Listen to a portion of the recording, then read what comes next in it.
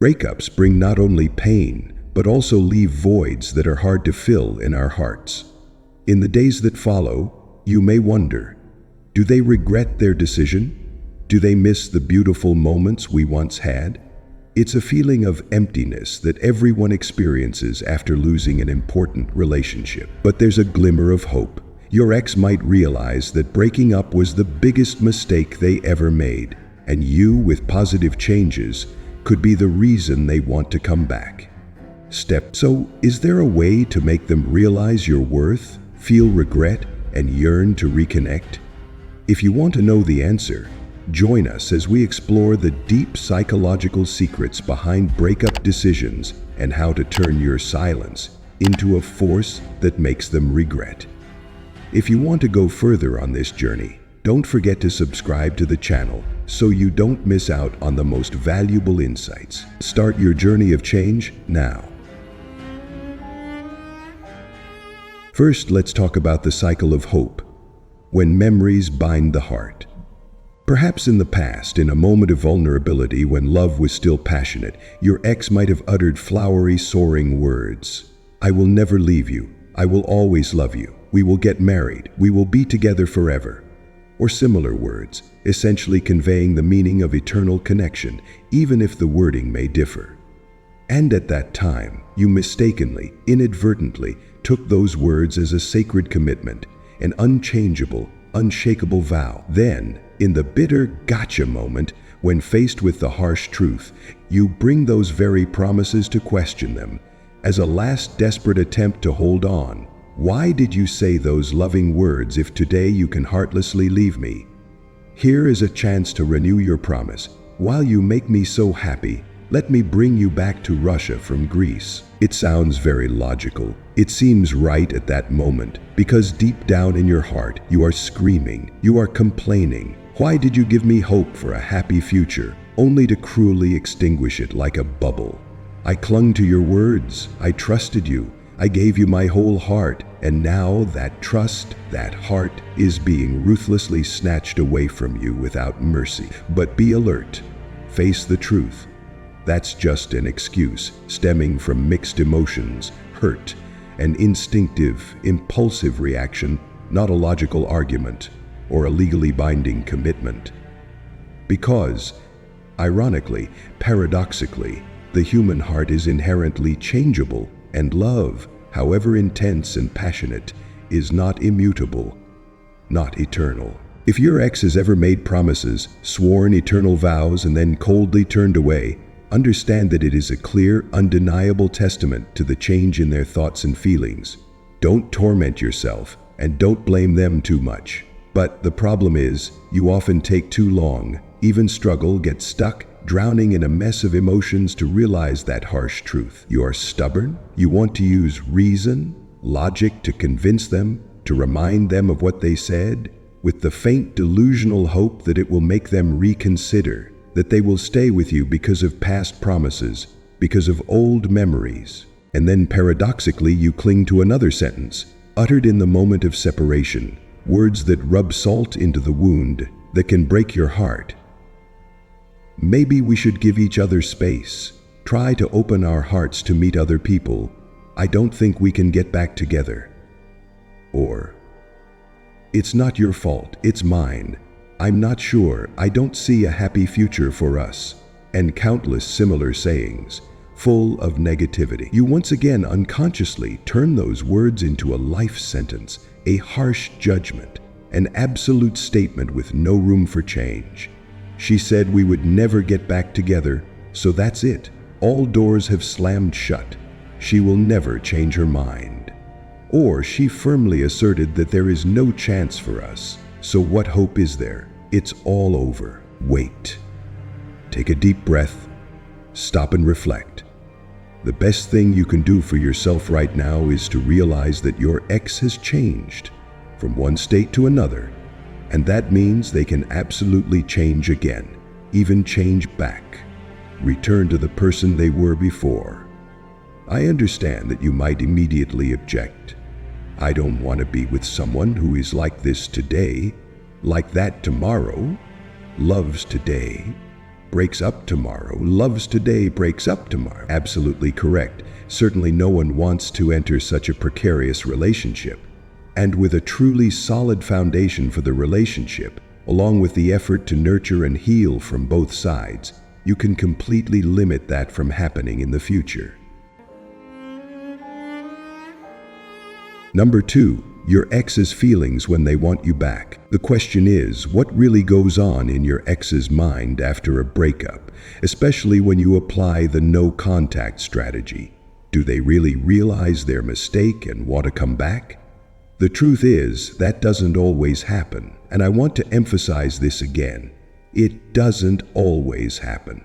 You shouldn't expect it to.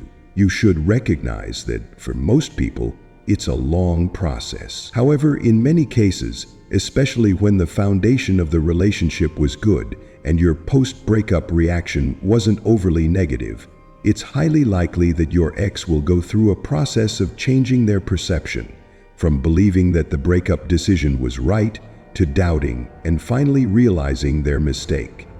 This process often stems from underlying anxiety, when they realize that you may be truly moving on and the risk of losing you is real. To understand this better, imagine this. When you choose to disappear without a trace, your ex, especially the one who initiated the breakup, will have the opportunity to experience an initial relief phase. This phase comes from having just overcome the most difficult stage of the breakup. Breaking up is never easy. It's a tough decision, a stressful conversation, and above all, the guilt of knowing you're hurting someone who was once close and loved you. Unless your ex is a narcissist who enjoys hurting others, otherwise a normal person with a conscience, they won't want to hurt you. And because they were once in a relationship with you, they don't want that to happen even more. So, after overcoming that difficult phase, there will be a sense of relief that washes over them. They have done what they thought was necessary. Now they are free to find a new love or simply enjoy the single life. Most of the time, they don't even really know what they're going to do next. They just feel relieved to have gotten through the tough part of the breakup, and you inadvertently help them do that more easily by not contacting them. However, this is just the tip of the iceberg. When you remain steadfast in your no contact strategy, you may have delayed their relief phase somewhat. And here's the key. When they are relieved, when they have gradually become accustomed to your absence, they will enter the next psychological phases. They begin to realize that getting back together with you may not be as simple as sending a text message or making a phone call. That thought usually arises in their mind immediately after the breakup, because those who initiate breakups tend to be overconfident in their own attractiveness. They often delude themselves into thinking that they are in the superior position, holding the power and can easily return whenever they want. It's an ego booster, but it's poison for the relationship. They consider themselves a star leaving you because they were the ones who actively dumped you. This makes them delusional about being more attractive, more charming. That's their temporary feeling, even though your ex may be a wonderful, humble person who doesn't think that way at all.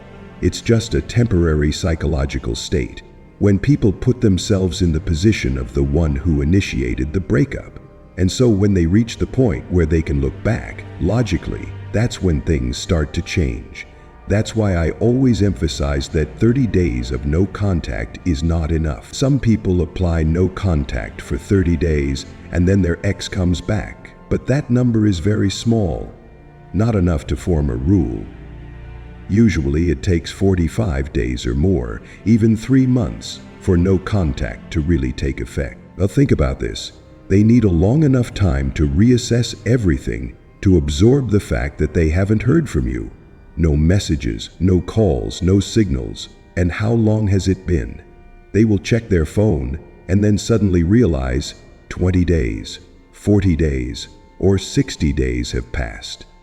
At this point, normally, they won't contact you immediately. If they do, it's just a probe, a testing the waters move, like, "Hey, what's up?" It's just a test because they are curious. They want to check your reaction. Now, you might be thinking, so I shouldn't answer, right?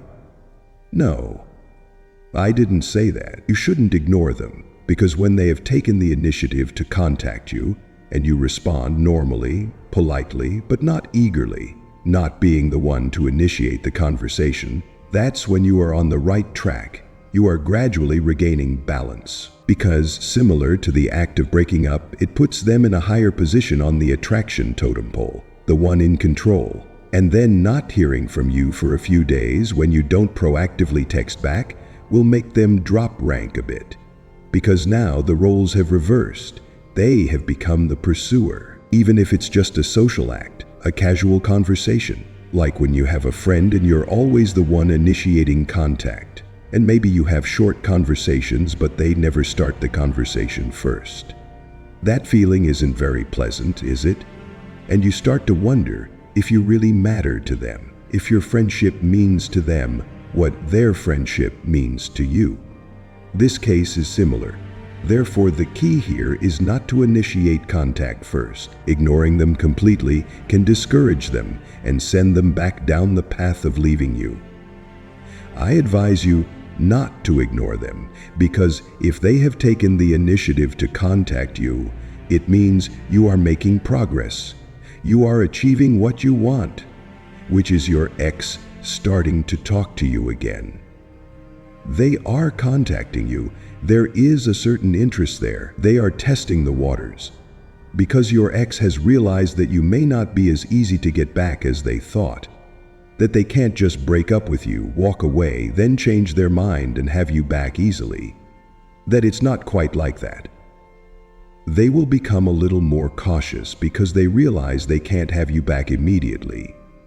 So it's rare that they will say, I was wrong, I made a serious mistake, please reconsider and come back to me. That's unlikely to happen. Yes, it does happen, but only in a small percentage of cases. But usually, for most people, they will start with a question like, how are you doing? It's a pretty normal approach.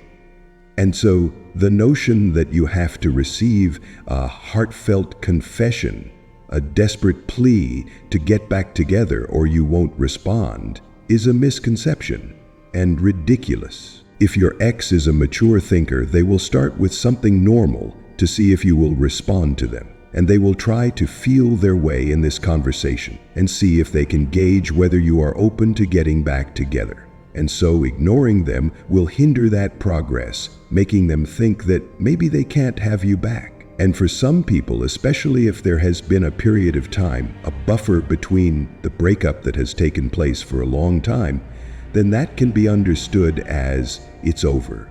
You want to give them just enough bait to keep them hooked, like an appetizer, just enough to stimulate their appetite, but you want them to feel some slow progress. You want to show reservation, caution. That's when they might feel that they have to put in a little effort to win you back. And this is perfectly reasonable, because they should. They are the ones who left you. And you should have some reservations, caution.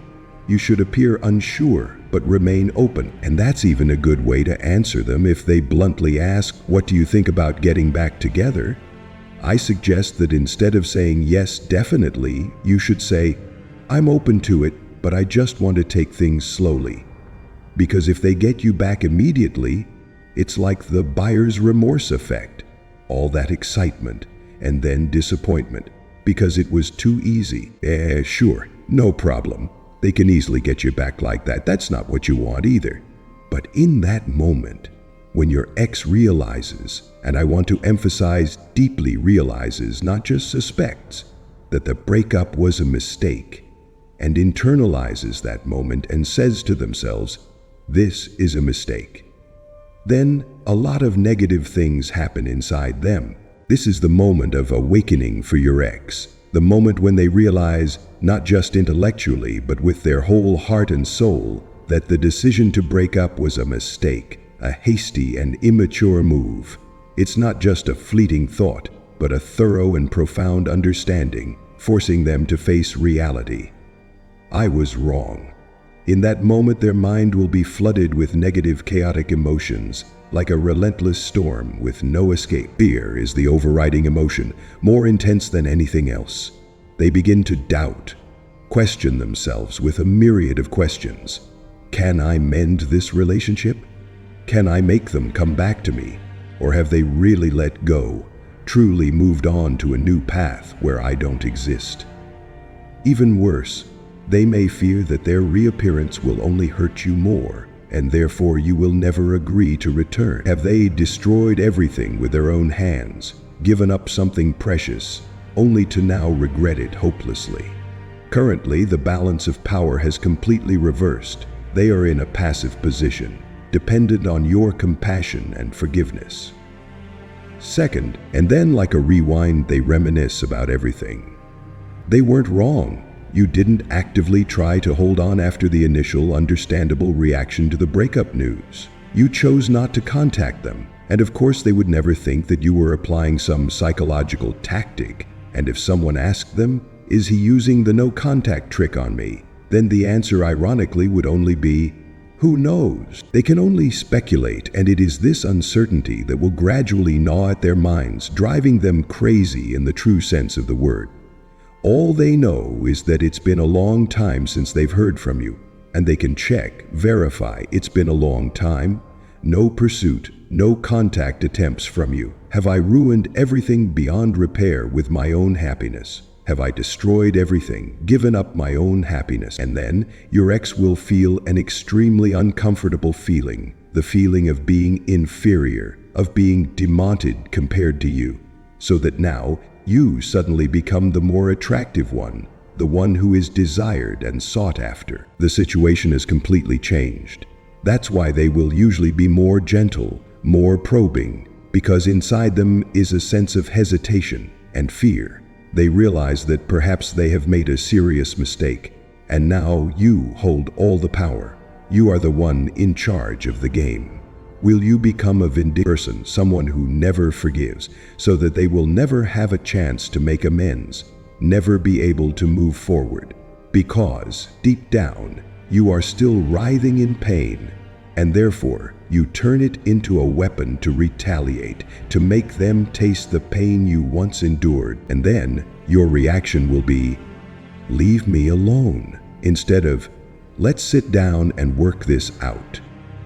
Interestingly, many of you have wondered why they don't try to resolve the issue. And then the wheel of fate turns once again, and your ex, if they haven't decided to reach out yet, will toss and turn night after night, tormenting themselves, blaming themselves. "This relationship was better than I thought." It's true that you never know what you've got till it's gone. Now they are living with the constant fear that they have lost you, that they have let happiness slip away. They are forced to rewind the memories, the moments you shared, where they witnessed the most attractive, the most wonderful version of you. Because, once again, it must be affirmed that the no-contact rule is the cushion that helps you temporarily hide yourself, to give you time to reassess yourself. Because, right now, when they decide to break up, you are the least attractive version, not only because of the totem pole I mentioned, but also because the accumulation of conflicts and disagreements has caused the attraction to diminish to the point where they feel the need to end the relationship. The attraction has dropped to a very low level, and so trying to cling, to appear frequently in their lives, is like constantly displaying the least attractive version of you in front of them. In terms of support, basically what happens is that when you try to cling, hold on, force yourself to be present in their lives, you are showcasing your least attractive version, putting it in the center, making it the focal point, and so you are inadvertently reminding them of why they wanted to break up. Only when you step back, give them space, that's when their brain unconsciously will replay the memories of you, even if they currently have no feelings for you, and they firmly believe they don't want to get back together. The human brain cannot understand the sudden absence, the lack of someone who was once present in their lives, and so good memories will suddenly come flooding back, unannounced, not in any order or logic. They won't sit down and say to themselves, today I'm going to spend time remembering my ex. No, it happens completely naturally as a subconscious reflex, because their brain is trying to fill the void you left, because you were once there, once a part of their lives, and now you're not there anymore. They used to talk to you, share intimate moments with you. They used to meet you, and then you evaporated from their world. The human brain cannot understand that disappearance, and it will fill the void with memories, especially memories of when you were more attractive, more charming, because they were attached to you for months, even years before. And so you are benefiting from the more attractive version of yourself in the past. This is like substituting an exhausted player on the field with an energetic, fully charged one, to borrow a sports metaphor, and you are letting someone else carry that difficult task for you, while you are working hard to get back to your peak performance even better than before. Not only to make your ex change their mind, but also for yourself. And so, in many conversations and exchanges I've had with people who have gone through heartbreak, and now they yearn for their ex to come back, but they don't know what to do, where to start, because really there is no specific guidebook for this. You can't find some holy grail book to advise you. And hey, when you've let go of this person and realized your mistake, you should contact them and beg them to come back. Such secrets do not exist, and people tend to think, oh, they left me, they have to figure it out themselves. Do you want to play an all or nothing game, or do you really want to reconcile with this person? Because it will also require a little humility, a little compromise from you, and they won't necessarily have to humble themselves by contacting you with a perfect message, a please come back to me confession. That's unlikely to happen, only a 20% chance. The other 80% of the time they will be more tentative, more cautious. So be aware that if they initiate contact, it's a good sign, because there's a missing piece in their picture. And the worst thing you can do is add fuel to the fire, push things too fast. And the second worst thing you can do is act too cold, too aloof, and not let the flow of emotions happen naturally, quickly enough. You want it to progress, but slow and steady. But in these conversations I've had with people who have broken up, many times they will even exclaim, "I was so stupid." They have seen the light. But in these situations, many times, they don't know what to say, how to start the conversation. And when I suggest you just need to reach out and tell them you're sorry, you made a mistake, could they please reconsider and give you a chance to come back? Many times that sounds crazy to them. And I often have to say that, have to paint that scenario to make initiating contact seem a little easier for them. But that's usually what they want to do. Just reach out and ask what you're doing. How are you doing? Is everything okay? Now, sometimes they just want to check if you're still in the safe zone, if you're still attached, and that can kill you, because if you don't respond to their message, you might lose them forever. You might make them think that you've moved on. I mean, who wants to constantly chase desperately by bombarding with messages without getting a reply? Who wants to do such a shameful thing? So that's a huge risk. But the other risk, ironically, is that they might think, oh, good, he's still there, still single, still waiting for me, so I don't need to hurry, I don't need to worry too much. But if you move to the second phase of no contact, which is that you don't proactively attack, and they will realize that, that's where the real power speaks, in phase 2, and sometimes things can stagnate, stall. It may take longer than you want, you expect. I understand that, for sure. But as long as you understand and internalize the fact that you have to get your ex through the next hurdle, where they genuinely care, are worried, but it doesn't hit them to the point where they truly feel that if they don't win you back, they might lose you forever. The passive part, the playing it cool part, where they might take a week or two and realize that if they don't say anything, don't act, they won't hear from you. That's the golden moment. That's when the real power takes over. So always keep that in mind. This tactic isn't always perfect. It's not always clear, transparent, and predictable. But once your ex reaches that realm, that tipping point where they truly fear they might lose you, lose the love of their life, and that they've made an irreparable mistake, that's when things really start to look up, to blossom. And many times, it's a matter of timing, of favorable circumstances. I have a whole video titled No Contact and the Power of Time. You should really check it out because it will show you how time is on your side. Although initially you will feel like they are breaking up, moving away from you, but trust me, time is usually on your side.